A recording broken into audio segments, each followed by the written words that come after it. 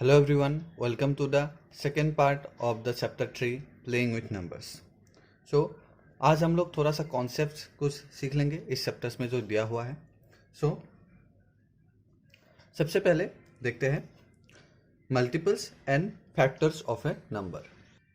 सो देखते हैं multiple of a number. एक नंबर का मल्टीपल क्या होता है. वैसे हमें ये सब ऑलरेडी पता ही, हमने क्लास 5 में ये पढ़ा ही था, फिर भी डेफिनेशन यहाँ पे दिया हुआ है. The multiple of a number is A number which is obtained by multiplying the number by any natural number. तो कोई भी एक नंबर को किसी भी नेचुरल नंबर से अगर मल्टीप्लाई करके जाओगे तो जो प्रोडक्ट निकलेगा, मतलब जो आंसर निकलेगा, उसे ही हम लोग मल्टीपल बोलेंगे. जैसे कि यहाँ पे 7 का लिया हुआ है. 7 इंटू 1 7 हुआ, 7 इंटू 2 14 हुआ. तो ये 7 14 21 ये सब क्या हुआ, 7 का मल्टीपल हुआ. अभी मल्टीपल्स का कुछ प्रॉपर्टीज जो यहाँ पे दिया हुआ है देख लेते हैं क्या क्या है. Every number is a multiple of itself as just seen. 7 is a multiple of itself as 7 into 1 equal to 7. तो हर एक नंबर का वो खुद ही एक मल्टीपल होता है सबसे पहले तो, बिकॉज 1 से मल्टीप्लाई करने पे वही आंसर निकलता है. Next, there are countless natural numbers. Multiples of a number are obtain by multiplying that number by any natural number. Therefore there are countless multiples of any natural number. अगर तुम्हें पूछा जाए कि तुम एक नंबर का कितना मल्टीपल्स लिख सकते हो, तो हम लोग बोलेंगे हम लोग काउंटलेस नंबर ऑफ मल्टीपल्स लिख सकते हैं. क्यों? क्योंकि हमें तो सिर्फ नेचुरल नंबर से मल्टीप्लाई करके जाना है ना, और नेचुरल नंबर तो कभी खत्म ही नहीं होता है, इसलिए मल्टीपल्स भी कभी खत्म नहीं होंगे. जितना चाहिए उतना हम लोग लिख सकते हैं. नेक्स्ट दिया हुआ है फैक्टर्स ऑफ ए नंबर. तो फैक्टर्स क्या होता है ये भी हमें पता है, फिर भी डेफिनेशन देख लेते हैं. A factor of a number is a number that divides the number completely. एक नंबर को किसी नंबर से अगर कंप्लीटली डिवाइड, अगर एक नंबर एक अदर नंबर को कंप्लीटली डिवाइड करे तो उसे हम लोग क्या बोलेंगे, उसका फैक्टर बोलेंगे. जैसे 12 को 3 से अगर डिवाइड करेंगे तो 3 4 जा 12, completely divide. Completely divide means remainder 0. तो क्या हो जाएगा, 3 एक 12 का फैक्टर हो जाएगा, है ना. चलो, सो यहाँ पे फैक्टर्स के कुछ प्रॉपर्टीज दिया हुआ है, देख लेते हैं क्या क्या है. 1 is a factor of every number as 1 divides every number. तो 1 हर एक नंबर का फैक्टर होता है. हमने जब लास्ट वार्म अप एक्सरसाइज में फैक्टर्स निकाले थे तभी भी 1 तो हर एक नंबर में आया ही था. फिर every number is a factor of itself as seen in the example. तो यहाँ पे जो एग्जाम्पल दिया हुआ था ऊपर, तो क्या होता है, हर एक नंबर उसी नंबर का क्या होता है, फैक्टर तो होता ही है. फिर number of factors of any number are countable and finite. तो काउंटेबल एंड फाइनाइट मतलब क्या था, जो मल्टीपल्स था वो अनकाउंटेबल था, कभी खत्म नहीं होता. लेकिन फैक्टर्स लिमिटेड होता है, या तो 2 निकलेगा किसी नंबर का 4 फैक्टर्स निकलेगा, किसी का 5 फैक्टर्स निकलेगा, ऐसा. ठीक है.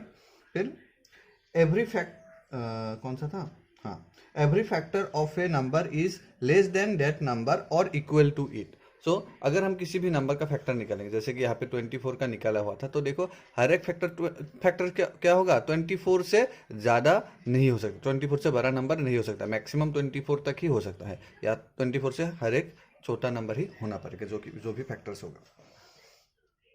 देन दिया हुआ है every number is a multiple of each factors in the above example. तो यहाँ पे क्या दिया है, जो फैक्टर्स निकला है, जैसे कि 24 का फैक्टर क्या क्या निकला है, 1 2 3 4 6 8 12 एंड 24. तो ये 24 जो होगा 1 का भी मल्टीपल होगा, 2 का भी मल्टीपल होगा, 2 12 जा 24 होता है. फिर 3 का भी मल्टीपल होगा, 4 का भी मल्टीपल होगा, क्योंकि 4 6 जा 24 होता है. यही यहाँ पे बताया गया है. ठीक है.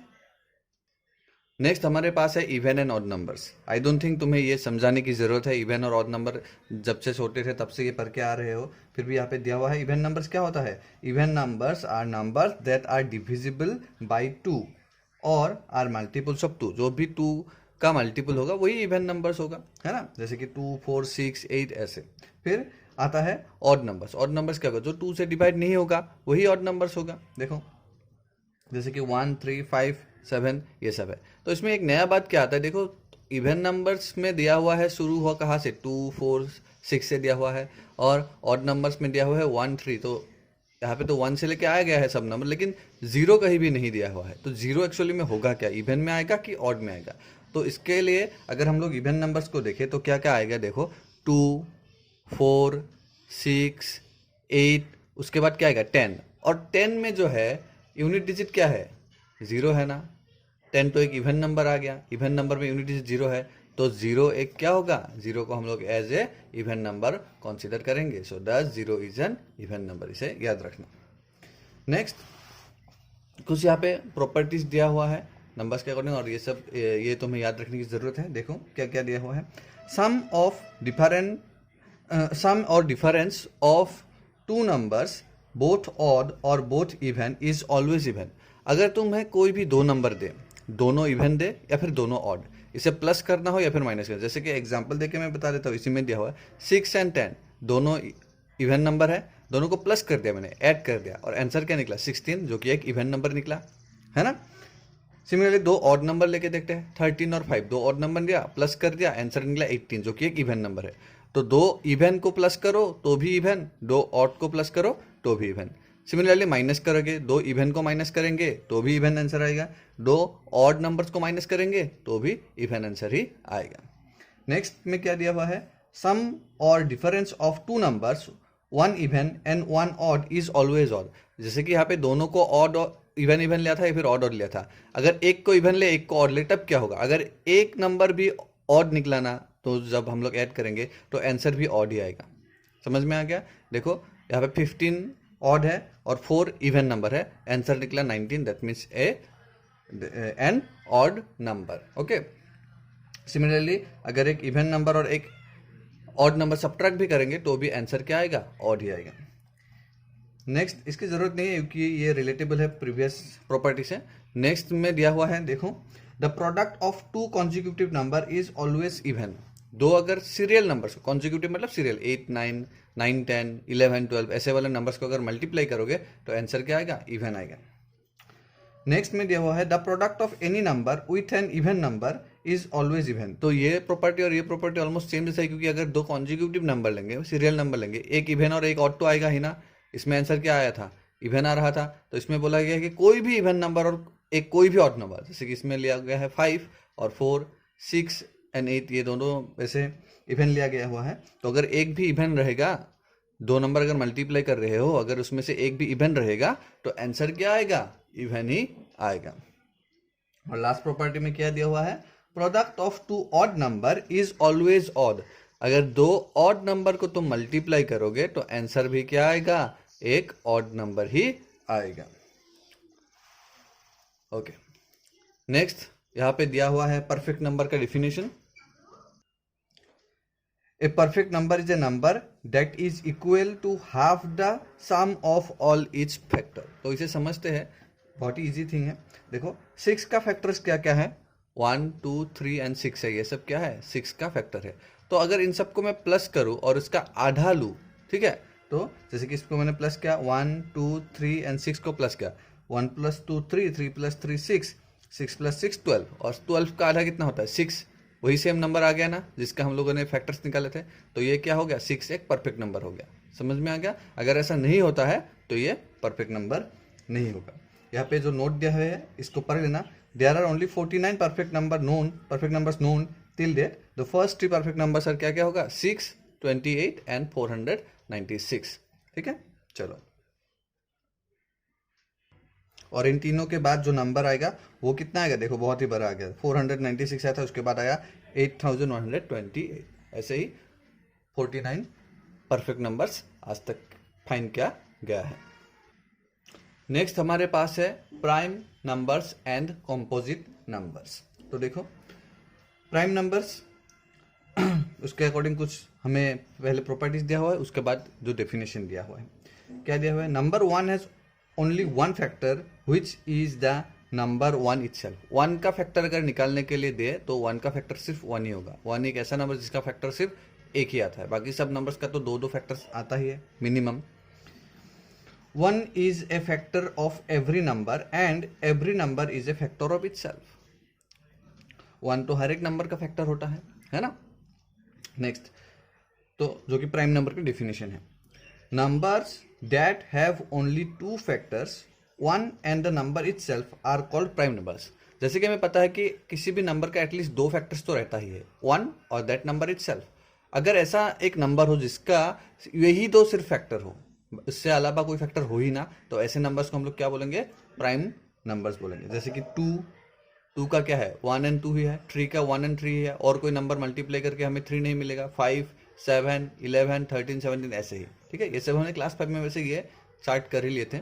चलो नेक्स्ट, कंपोजिट नंबर क्या होगा। अगर देखो प्राइम नंबर का डेफिनेशन क्या था कि जिसका फैक्टर सिर्फ 2 ही हो, ऐसे नंबर्स को प्राइम नंबर्स बोलेंगे। तो कंपोजिट नंबर किसे बोलेंगे, जिससे 2 से ज्यादा फैक्टर हो उसे हम लोग कंपोजिट नंबर बोल देंगे। देखो यहाँ पे ये वाला डेफिनेशन हमें याद रखना है, numbers which have factors other than 1 and the numbers itself are called composite numbers. Numbers which have factors other than 1 and the number itself.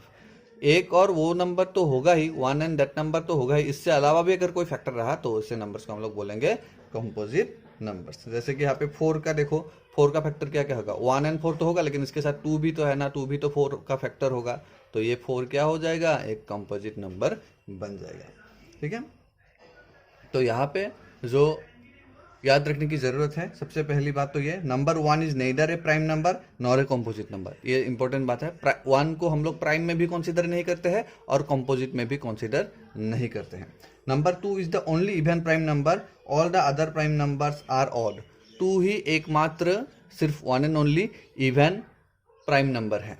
ठीक है, चलो next, all the even numbers except 2 are composite numbers as apart from 1 and the number itself, they have at least 2 also as a factor। तो क्या होगा, basic सी बात है कि 2 के अलावा जो भी इवन नंबर्स रहेगा वो क्या होगा, कंपोजिट नंबर्स होंगे।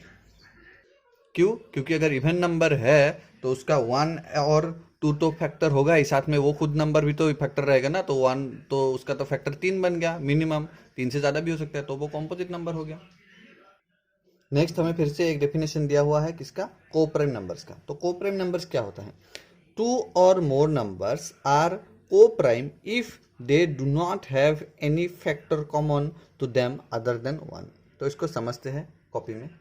तो देखो सपोज मैंने 2 नंबर ले लिया 8 एंड 15, ठीक है। तो फैक्टर्स ऑफ 8 क्या क्या होगा, 1, 2, 4 एंड 8, और फैक्टर्स ऑफ 15 क्या क्या होगा, 1, 3, 5 एंड 15। देखो इसमें से कॉमन क्या क्या दिख रहा है हमें, तो 1 और 1 ही कॉमन दिख रहा है, इसके अलावा कोई कॉमन है क्या, नहीं है। तो अगर ऐसे 2 नंबर हमें मिले जिसका फैक्टर क्या हो, जिसका कॉमन फैक्टर सिर्फ 1 ही हो, ऐसे नंबर्स को हम लोग क्या बोलेंगे, कोप्राइम नंबर्स। तो therefore 8 and 15 are coprime numbers.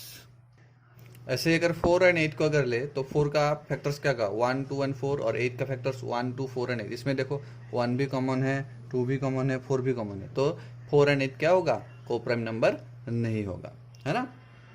अगर कोप्राइम नंबर्स को मैं शॉर्टकट में समझाऊँ तो ऐसे भी समझ सकते हो कि जिस भी नंबर को हम लोग कैंसिल नहीं कर सकते, फॉर एग्जाम्पल 3 एंड 5 हो गया, इसको हम लोग कैंसिल नहीं कर सकते ना, तो 3 एंड 5 क्या हो जाएगा, कोप्राइम नंबर होगा। लेकिन अगर जैसे सपोज 8 एंड 16 ले दिया, ठीक है, इसको हम लोग कैंसिल कर सकते हैं ना, 8 से जाता है 8 1 जा 8, 8 2 जा 16, तो कैंसिल अगर कर सकते हैं मतलब इसका कॉमन फैक्टर था, तो 8 एंड 16 क्या होगा, 8 एंड 16 कोप्राइम नंबर नहीं होगा। लेकिन इसको तो कैंसिल नहीं कर सकते ना, 3/5 तो 3/5 ही रहेगा, तो ये 3 एंड 5 क्या होगा, कोप्राइम नंबर्स होगा। मतलब कोप्राइम नंबर्स को हम लोग कैंसिल आउट नहीं कर सकते हैं।